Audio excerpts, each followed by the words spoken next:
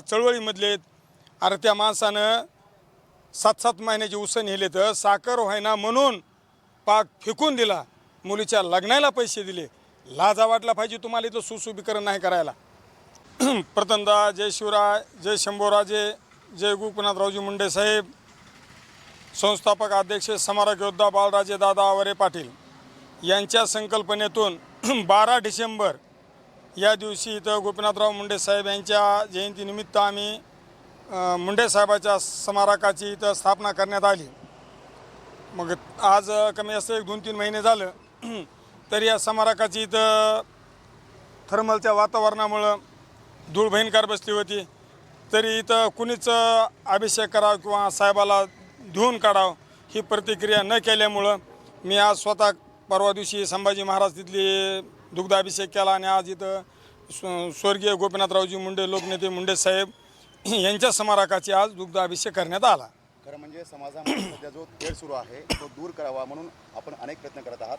त्यापैकीच आजचा हा प्रयत्न नुकताच माजलगाव येथे एका मेंढपाळास मारहाण झालेला आहे आणि खरं म्हणजे हा समाजामध्ये वाढता तेढ कमी करावा यासाठी आपण काय सांगाल?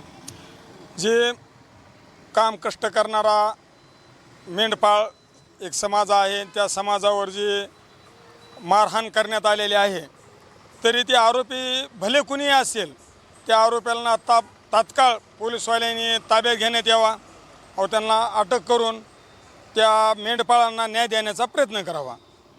यासह परळीतील अजून कुठल्या स्मारकांचा तुम्ही दुग्धाभिषेक करणार आहात? तसं आमचं बाळराजे दादाचं आम्हाला सांगणं असतं की बाबा तुम्ही on the spot state by let by state म्हणल्यासारखं काम आहे आमचं.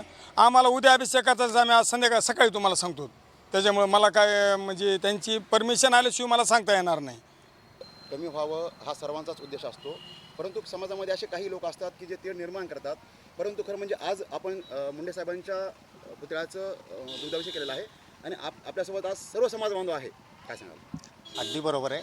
मराठवाड्यामध्ये सध्या चालू कालखंडामध्ये जातीमध्ये खूप टोकाचं राजकारण सुरू आहे. टोकाचा वाद या राजकारण्यांनी सुरू केलेला आहे. परंतु तसं जर पाहिलं तर ह्या मराठवाड्याचा वारसा हा सर्वांना घेऊन चालण्याचा आहे. छत्रपती शिवरायांपासून असेल, छत्रपती संभाजी राजेंपर्यंत असेल आणि आत्ताच आपण जर बघितलं तर धर्मवीर छत्रपती संभाजीराजे शौर्य प्रतिष्ठानच्या वतीनं बाळराजे आवारे पाटील हे संपूर्ण महाराष्ट्रामध्ये प्रामुख्यानं मराठवाड्यामध्ये सर्व महापुरुषांचे पुतळे उभारण्याचा त्यांचा जो संकल्प आहे तो पूर्ण करत आहेत.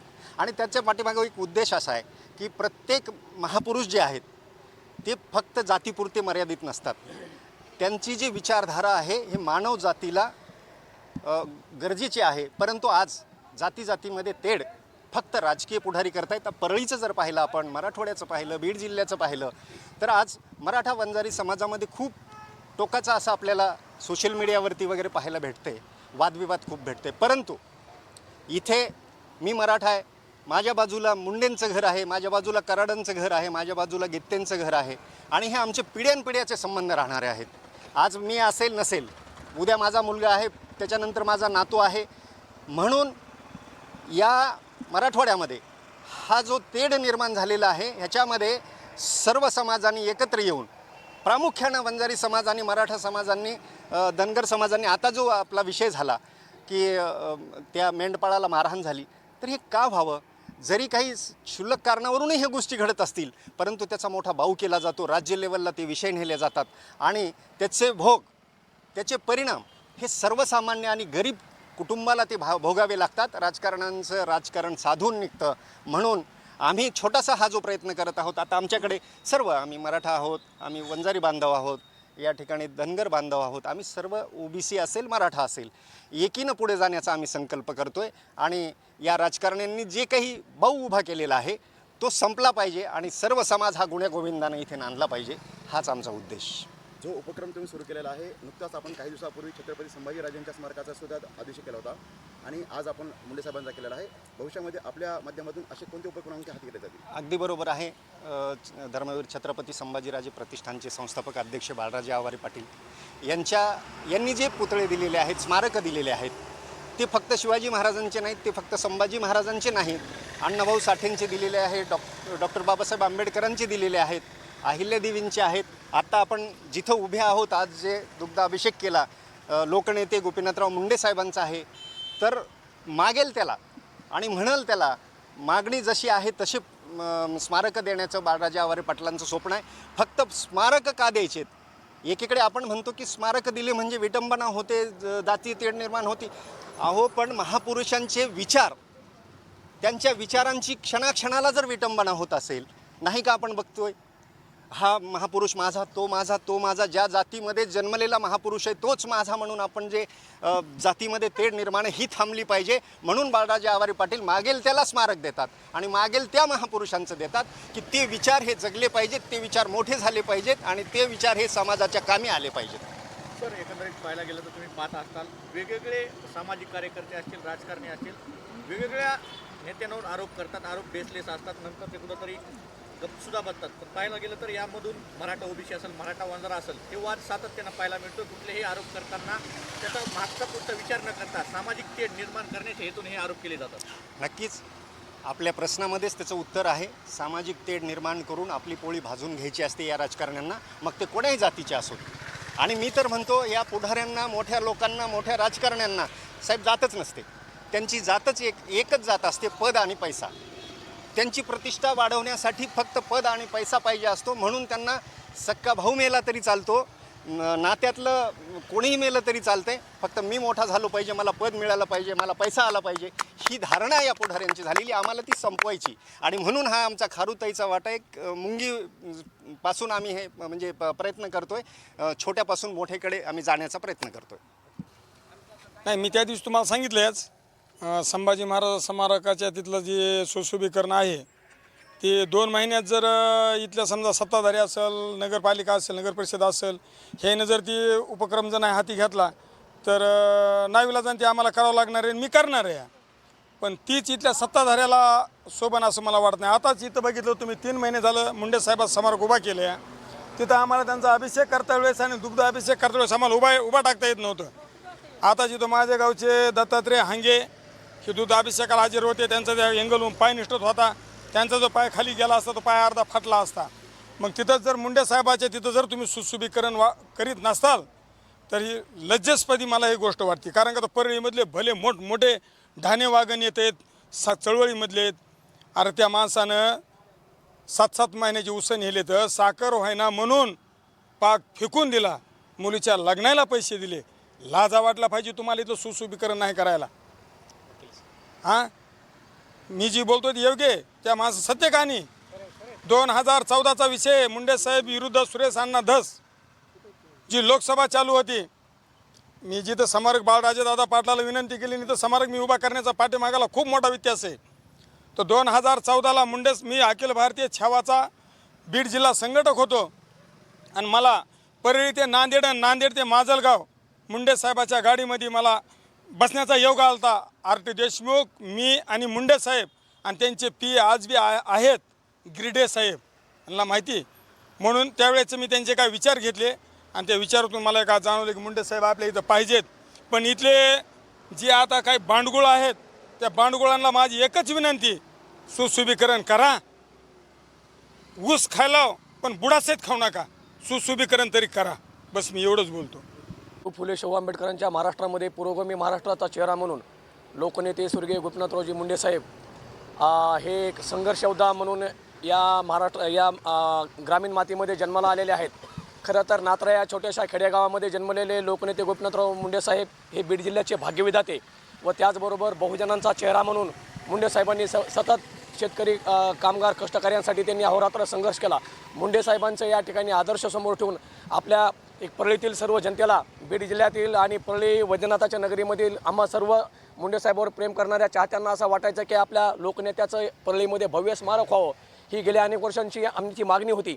या मागणीचा एक विचार करून धर्मवीर छत्रपती संभाजीराजे शौर्य प्रतिष्ठानने या ठिकाणी आपल्या परळी शहरामध्ये लोकनेते गोपीनाथरावजी मुंडे साहेबांचं स्मारक उभारून या ठिकाणी आपल्या परळी शहराच्या वैभवामध्ये भर टाकलेली आहे.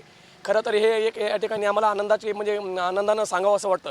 कारण मुंडे साहेबांचा वारसा जर बघितला तर खऱ्या अर्थानं एक अतिशय प्रतिकूल परिस्थितीमध्ये संघर्षातून म्हणजे गावखेड्यापासून ते राज्याच्या आणि देश पातळीवरती हे एक स्वकष्टानं तयार झालेलं असं नेतृत्व आहे.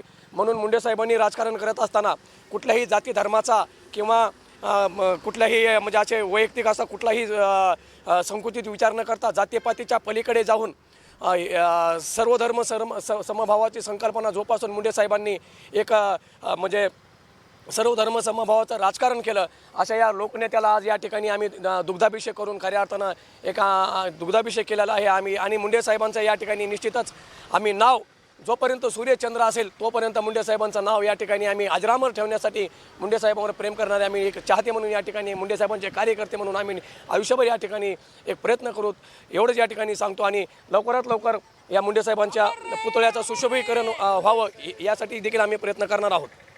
प्रथमतः मित्र हो, या ठिकाणी छत्रपती शिवाजी महाराज, छत्रपती संभाजी राजे या प्रतिष्ठानचे हे युवक आणि आमचे सेवकराम यांनी हा जो स्तुत्य उपक्रम सुरू केलेला आहे. खरं तर ही भारतातील लोकशाही आणि लोकशाहीत संविधानाचं मूल्य आहे स्वातंत्र्य, समता, बंधुत्व आणि न्याय. याचा अर्थ आहे मानवता. मानवतेसाठी जो व्यक्ती प्रयत्न करील त्याच्यासोबत राहण्यासाठी माझ्यासारखा शिक्षक निश्चितच प्रयत्न करील. या ठिकाणी स्वर्गीय लोकनेते गोपीनाथराव मुंडे यांच्या या प्रतिमेला मी अभिवादन करून मी माझा आता एकच मिनिटामध्ये मनोगत व्यक्त करतो. मित्र हो, महाराष्ट्रातलं वातावरण जे कलुषित झालेलं आहे, मी आपल्याला कळकळीची हात जोडून विनंती करतो की अतिशय मायक्रो असलेल्या समाजावरती अन्याय अत्याचार होत आहेत. कदाचित मग ते वरच्या कास्टनं आपल्याला ठोकलं, जे आज सत्तेत आहेत, की मधली कास्ट खालच्याला ठोकायला लागली. हे होऊ नये मी हात जोडून विनंती करतो. त्याचं एक कारण आहे, शेवटी आपण माणसं आहोत हे मात्र विसरू नका. माणसानं माणुसकीचा धर्म पाळला नाही तर शेवटी काय माणूस काय कोण आहे? मी म्हणतो माणूस हा इतर प्राण्यापेक्षा वेगळा आहे. त्याला वाचा, मनबुद्धी, तीक्ष्ण विचार दिलेले आहेत आणि म्हणून तो या पृथ्वीवर कुठल्याही देशामध्ये तो काय करतोय? प्रगती करतोय. मग प्रगती करत असताना जर माणसासोबत नसतील तर मग प्रगती काय कामाची? शेवटी प्रगती म्हणजे काय हे पण म्हणजे what is mean by sustainable development. सगळं इन्फ्रास्ट्रक्चर तुमच्या आज अमेरिका इराणवर हल्ला करते, आज इस्रायल इराणवर हल्ला करते. याच्यात आज पहा त्यांच्या या म्हणजे काय म्हणू आपण त्यांच्या डॉमिनन्सीमध्ये सगळं जग आता महागाईच्या विळख्यात जाण्याची शक्यता आहे.